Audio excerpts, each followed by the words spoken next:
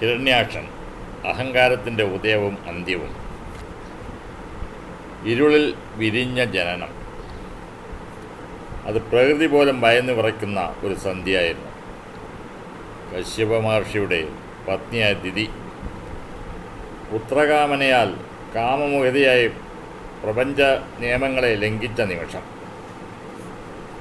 സന്ധ്യാസമയത്തെ ആ അവിവേകത്തിൻ്റെ ഫലമായി ദിതിയുടെ ഗർഭപാത്രത്തിൽ ഇരട്ട കുട്ടികൾ രൂപം കൊണ്ടു. അതിലൊരാളായിരുന്നു ഹിരണ്യാക്ഷൻ, സ്വർണ്ണ കണ്ണുകളുള്ളവൻ. അവൻ ജനിച്ചു വീണപ്പോൾ പ്രപഞ്ചത്തിൽ അശുഭലക്ഷണങ്ങൾ ദൃശ്യമായി. ഭൂമി കുലുങ്ങി, കടലുകൾ ഇരമ്പി, ആകാശം രക്തവർണ്ണമായി മാറി. പ്രകാശത്തെ വിഴുങ്ങാൻ പോന്ന ഇരുട്ടുപോലെ അവൻ വളർന്നു.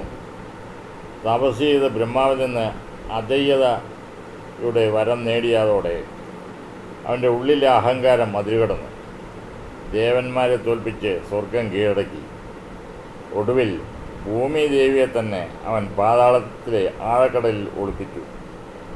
പ്രപഞ്ചത്തിലെ സന്തുലിതാവസ്ഥയെ വെല്ലുവിളിച്ചുകൊണ്ട് അവൻ അധർമ്മത്തിൻ്റെ കൊടുമുടിയിലെത്തി. അഹങ്കാരത്തിനൊരു അന്ത്യമുണ്ടാവുക എന്നത് പ്രകൃതി നിയമമാണല്ലോ. ഭൂമിദേവിയുടെ വിലാപം കേട്ട് മഹാവിഷ്ണു വരാഹാവതാരം കൊണ്ട് പാതാളത്തിലേക്ക് ഇറങ്ങിച്ചെന്നു. തൻ്റെ കൊമ്പുകളിലേറ്റിയ ഭൂമിയുമായി മടങ്ങുന്ന വരാഹമൂർത്തിയെ ഹിരണ്യാക്ഷൻ തടഞ്ഞു. അവിടെ പ്രപഞ്ചം സാക്ഷിവഹിച്ച് ഏറ്റവും ഭീകരമായ യുദ്ധം നടന്നു. ഹിരണ്യാക്ഷൻ തൻ്റെ ഗതയുമായി പ്രഹരങ്ങൾ വർഷിച്ചു. മഹായുദ്ധത്തിലൂടെ അവൻ വരാഹമൂർത്തിയെ നേരിട്ടു. എന്നാൽ പ്രപഞ്ചനാഥൻ്റെ മുന്നിൽ അവൻ്റെ മായകളെല്ലാം ഒടുങ്ങി. ഒടുവിൽ വരാഹമൂർത്തി തൻ്റെ സുദർശനചക്രത്താലും ശക്തമായ കൈകളാലും ഹിരണ്യാക്ഷൻ്റെ ചെവിടത്ത് ശക്തമായി പ്രഹരിച്ചു. ആ ഒരൊറ്റ പ്രഹരത്താൽ ഹിരണ്യാക്ഷൻ്റെ അഹങ്കാരത്തിൻ്റെ കോട്ട താർന്നു. അവൻ രക്തം ഛർദ്ദിച്ച് നിലം പതിച്ചു. മരണത്തിൻ്റെ ഇരുൾ കണ്ണുകളിൽ പടരുമ്പോൾ തൻ്റെ മുന്നിൽ നിൽക്കുന്നത് സാക്ഷാൽ പരമാത്മാവാണെന്ന് അവൻ തിരിച്ചറിഞ്ഞു. ജനനത്തിൽ ലോകത്തെ ഭയപ്പെടുത്തിയ ഭഗവാന്റെ കൈകളാൽ മോക്ഷം പ്രാപിച്ച് ശാന്തനായി. എത്ര ശാക്തനായാലും പ്രകൃതിക്കും നീതിക്കും നിരക്കാത്ത അഹങ്കാരം വിനാശത്തിലേക്ക് മാത്രമേ നയിക്കൂ എന്ന് ഹിരണ്യാക്ഷൻ്റെ ജീവിതം കാണിച്ചു തരുന്നു. ഭഗവാന്റെ കൈകളാലുള്ള മരണം ഹിരണ്യാക്ഷന് ശാപമോക്ഷമായി മാറി. You approached me for a child during the twilight hour. It was an inauspicious moment. What do you mean, my lord? And so it happened. Bursting forth into the world, Hiranyaksha was born not as a baby, with a body like a mountain. And so it happened. Bursting forth into the world, Hiranyaksha was born not as a baby, with a body like a mountain.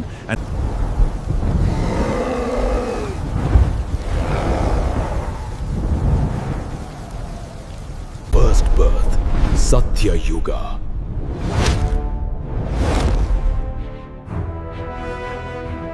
O Narayana, Supreme Protector, Hiranyaksha has stolen Mother Earth and submerged her.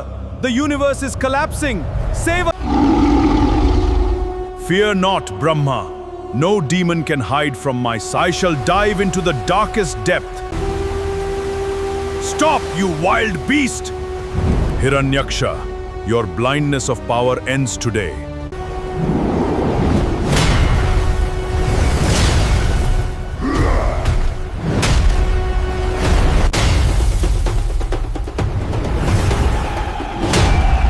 No!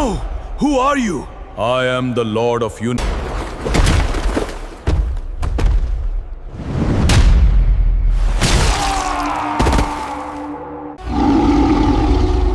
Fear not, Brahma. No demon can hide from my sight. I shall dive into the darkest depth. അജയ്യനായ അസുരചക്രവർത്തി ബ്രഹ്മാവിനെ തപസ് ചെയ്ത് അസാധാരണമായ ഒരു വരം നേടി. ആ വരം ഹിരണ്യകശിപുവിൻ്റെ മരണം. മനുഷ്യനാലോ മൃഗത്താലോ, അകത്തോ പുറത്തോ, രാവോ പകലോ, ഭൂമിയിലോ ആകാശത്തോ ഒരു ആയുധം കൊണ്ടും തനിക്ക് മരണം സംഭവിക്കരുത് എന്നായിരുന്നു വരം. ഈ വരബലത്തിൽ അഹങ്കാരിയായ അവൻ പ്രപഞ്ചത്തിൻ്റെ അധിപനായി മാറി. ഈശ്വരവിശ്വാസത്തെ തുടച്ചു നീക്കി ഞാനാണ് ദൈവം എന്ന് അവൻ സ്വയം പ്രഖ്യാപിച്ചു.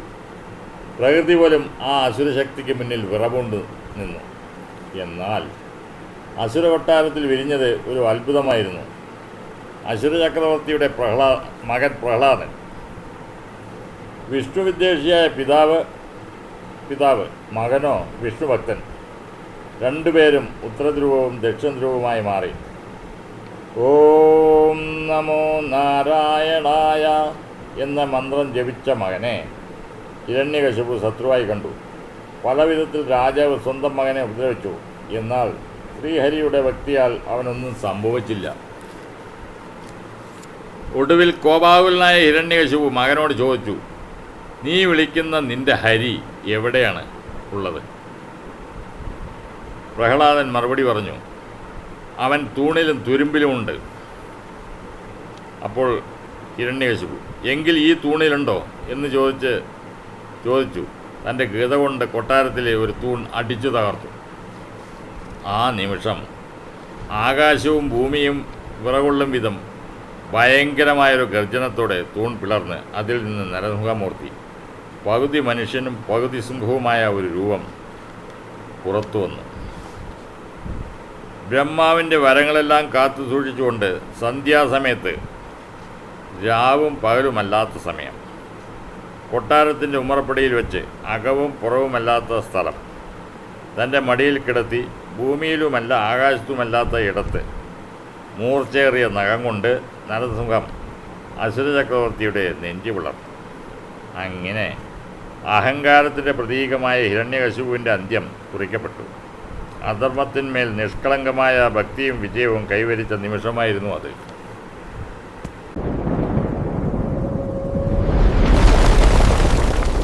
Wake up, King of Asuras, unmatched.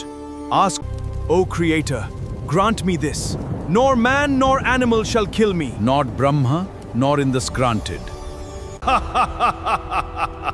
I am the Lord of all creation. There is no God in this universe but me. Drag the rebellious boy into my presence immediately. Who is the God of this universe? Speak! Lord Narayana is the supreme master of the universe, Father. Silence! Narayana is my brother's killer.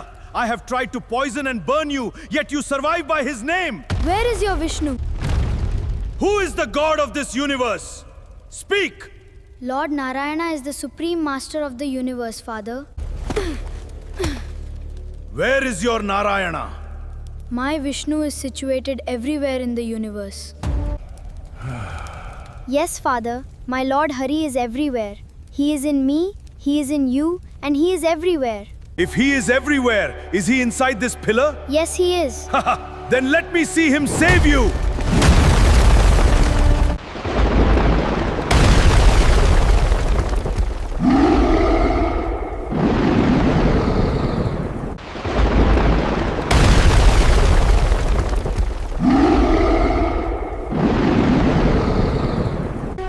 Who are you? I am Narasimha. I am held in your lap. And what time of day is it? It is twilight.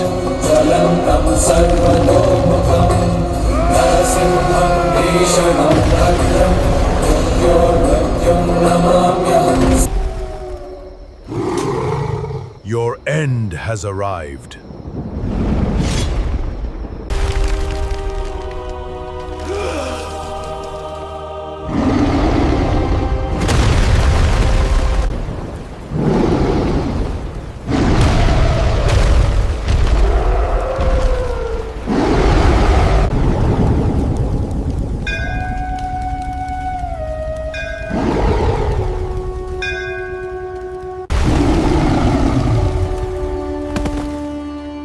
Om Namo Narasimha. Om Namo Narasimha. My child, O mercy, Lord, please forgive all the sins committed by my father. Even though he lived as your enemy, he was blessed. your unwavering faith has pleased me.